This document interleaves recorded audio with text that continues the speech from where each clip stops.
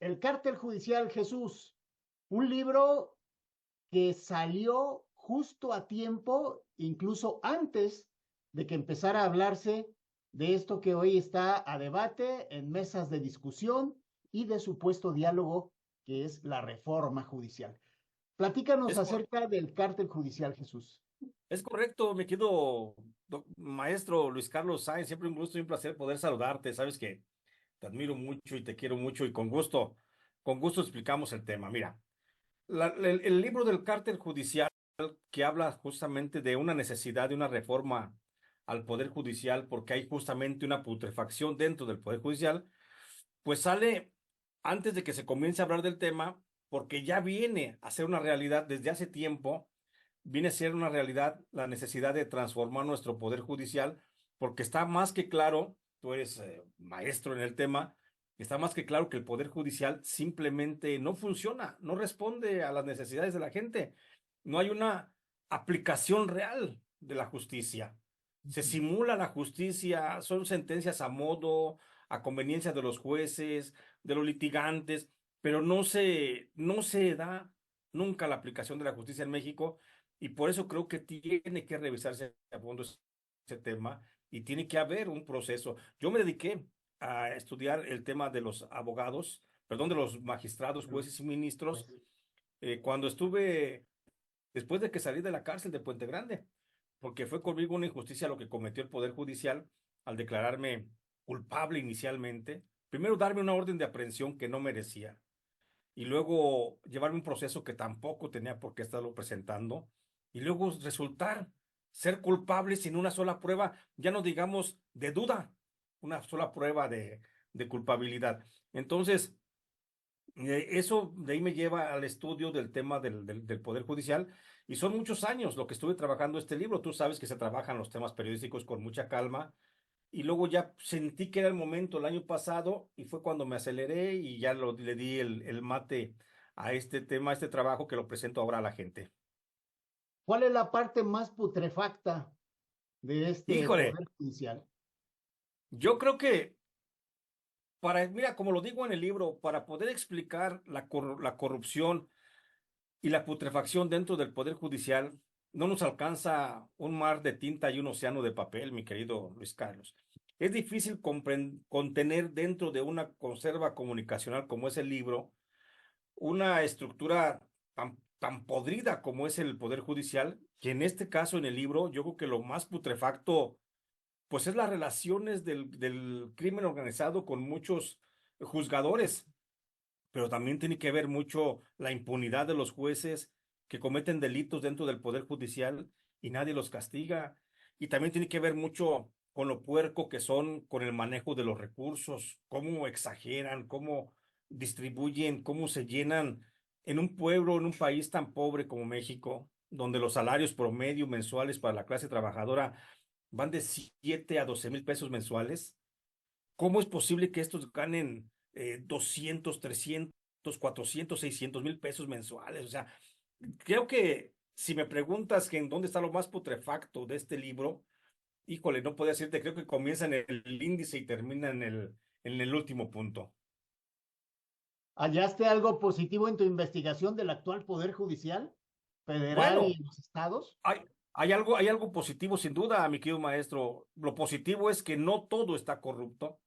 Lo positivo es que podemos rescatar un 20% de los jueces y de los magistrados que no todos se han dado a la holganería, a la holgazante, que tiene ideales. Hay gente que entiende que es justamente la aplicación de la justicia uno de los más altos deberes del ser humano. Entonces, hay gente, un 20% de cada 120 jueces o ministros se alcanzan a salvar y eso creo que es un gran motivo como para rescatar al Poder Judicial. 80 malos es mucho, mi querido Jesús. Sí, 80 pues es jueces de muchísimo, cada 100 malos es es terrible. muchísimo. Es muchísimo, profesor, el tener 80 jueces malos, pero también es muchísimo la inconformidad que se da en cada proceso judicial. Mira, yo hoy presento unas comparaciones con otros países, por ejemplo, los más vecinos, los de América del Sur y los del norte. En Estados Unidos, el 45% de los procesos que terminan, solamente 45% se va al amparo, a la revisión, etcétera. En Guatemala, por ejemplo, el 70% es el que se va a la revisión. En El Salvador, el 80% se va a la revisión. En México, ¿sabes cuántos procesos penales en promedio de cada 100 se van a la revisión? Solamente es el 99.9%. Solamente el 0.1% es el que dice, bueno, ok, estoy conforme se dio el procedimiento, conforme se dio el proceso y acepto la sentencia. Pero 99.9% de todos los que sufren o se enfrentan a un proceso penal a causa de los ministros y magistrados y jueces, terminan yendo siempre a una revisión, porque no quedan conformes con la decisión del juez, porque no le tienen confianza en el juez. ¿Cómo observas tú esta iniciativa de reforma al Poder Judicial en México, de que se elija a jueces, magistrados y bueno, pues hasta los ministros a través del voto popular? Mira, yo digo que en México se requiere de una reforma al Poder Judicial. Urge una reforma al Poder Judicial, pero no es la reforma al Poder Judicial como le está planteando el presidente López Obrador.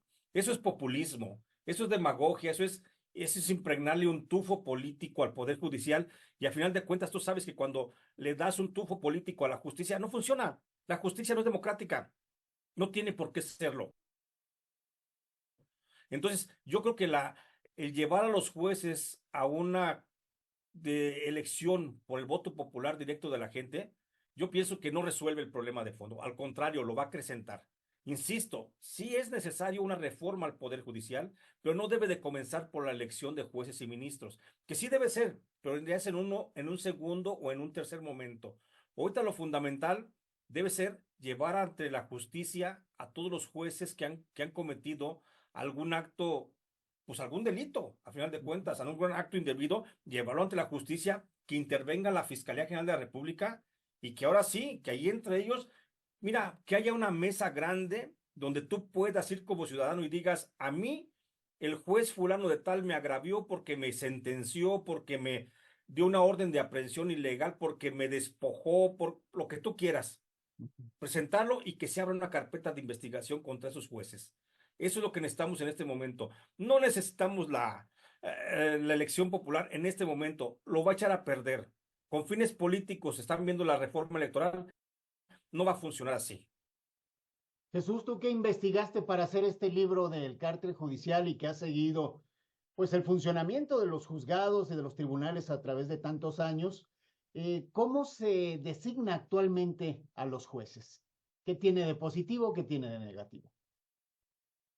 Mira, dentro de la reforma al Poder Judicial que se hizo con el presidente Cedillo, se estableció al principio, eso es algo bueno, pero resulta que actualmente de cada 100 solamente 11, 11 llegan al cargo, 11 jueces llegan al cargo por un examen de oposición. Y de esos 11 que llegan, por lo menos la mitad hizo trampa. Compró las respuestas, compró el examen, le filtraron la información antes, no hizo el examen y aparece como que lo presentó. O sea, lo fundamental que debe de haber aquí es que los jueces sean electos por un sistema de oposición, pero totalmente honesto, no corrupto, ¿sí? Eso es lo positivo. La forma es lo positivo. Las maneras, como se están haciendo, es lo negativo. Lo mismo sucede con el poder, con los magistrados. De cada 100 magistrados que llegan al cargo, 7 de ellos llegan por sus méritos, solamente 30 llegan designados por el Consejo de la Judicatura. Entonces, ¿qué quiere decir esto? Que todavía dentro del Poder Judicial hay un gran problema de amiguismo y de corrupción para poder llegar a los cargos y que no es el piso parejo para aquellos que quieren ingresar al Poder Judicial, porque se va copando a final de cuentas de amiguismo y de componendas personales. Sí, aparte los jueces, magistrados y la gente que llega a los altos cargos de estos tribunales de justicia, pues también mete a sus parientes, ¿no? Que sabemos que está mucha gente relacionada sentimentalmente, filialmente, en fin, que hay pues familias enteras dentro del Poder Judicial. Sí, ese es el problema, el nepotismo que le llaman así, pues hemos encontrado, bueno, yo encuentro en este libro que por lo menos 600 jueces y magistrados tienen algún tipo de pariente dentro de sus juzgados o de sus tribunales. Por lo menos 600 tienen ahí familiares, hay casos que por lo general tienen dos, tres, pero hay casos que llegan a tener 14 familiares en un solo tribunal. Un tribunal que tiene 22 plazas y resulta que 14 de ellas las tienen los familiares del magistrado, pues ahí como que ya no está funcionando. Y ese es un grave problema. Ese problema se ha tratado de atacar de ahora que llegó el presidente López Obrador por el ministro Saldívar Lelo de la REA, implementó un programa de combate al nepotismo, pero no ha funcionado. No se puede resolver el problema. Sigue habiendo contrataciones de familiares de los jueces, magistrados y hasta de los ministros. Oye, Jesús, por último, ¿crees que sirvan para algo estas mesas de diálogo cuando pareciera que todo ya está acomodado por parte del Ejecutivo para que el Legislativo lo apruebe? ¿Realmente se va a escuchar a la gente del Poder Judicial? Y por otra parte, ¿cuáles son los pros y los contras que estás observando de esta posible reforma? Mira, en primer lugar, estos foros que abrió Morena para eh, supuestamente debatir el tema, pues ya vimos que no es así. Ya dijeron, y lo han dicho muchos políticos, de que los foros son para escuchar, no para ir a opinar. Entonces no son foros, no son foros de diálogo, son realmente auditorios donde van a imponer o a implantar su doctrina, su pensamiento sobre el proceso que van a hacer. No están funcionando y no van a servir. Y no van a servir porque, insisto, si le atañes ese tufo político al Poder Judicial, lo vas a echar a perder. Entonces, lo que yo veo de todo esto es que hay una conciencia muy clara en la gente de que sí queremos una reforma al Poder Judicial, pero ese es el pro. El contra es que muchos políticos lo están viendo como una jugosa utilidad, como una jugosa posibilidad de que si no que si ambicionaban una diputación de 3 años, una senaduría de 6, una alcaldía de 3 años, una gubernatura de 6, pues ahora imagínate 15 años de juez, uf, altamente rentable, y entonces vamos a cambiar los más malos para que lleguen los peores y van a echar a perder ese proceso. Yo pienso que no es como se está llevando a cabo la reforma al proceso judicial. Después de ahí, pues una notaría y algunas otras prebendas que vienen aledañas, ¿no? Estando cerca del poder. Así es, Jesús. Pues algo que desees añadir, que quieres que la gente sepa tanto acerca del libro del cártel judicial como de lo que está pasando y de lo que está por venir a través de la reforma al Poder Judicial. Yo creo que esta es una buena propuesta, gracias, mi querido maestro. Yo creo que esta es una buena propuesta para la población, el despertar y decir, oye, ¿por qué no revisamos nuestro poder judicial? Pero también llamar a la gente a que revisen la propuesta y que la gente se haga escuchar, porque para eso estamos los periodistas, para eso hay diversos foros de participación de la gente y no tenemos que tragarnos las mentiras de un grupo en el poder que ambiciona los cargos del poder judicial solamente por la propia ambición, no por mejora. No quieren llegar para mejorar, ellos quieren llegar para hacer lo mismo o peor las cosas que estaban haciendo antes. Entonces, quiero decir a la gente que tenga mucha visión, que esté muy al pendiente y pues por supuesto que se puedan sumar y dar sus versiones sobre el tema. Como siempre, Jesús, muchísimas gracias por tu participación, colaboración y por explicarnos cómo está esta situación y más fácil de entenderlo si adquirimos esta joya que es una Gracias. investigación, el cártel judicial, cártel de origen alemán esta palabra que hablaba acerca de las organizaciones, sobre todo en cuestiones de negocios, pero que aquí la hemos equiparado a mafia, a delincuencia, a crimen, el cártel judicial. Gracias, Jesús. Gracias.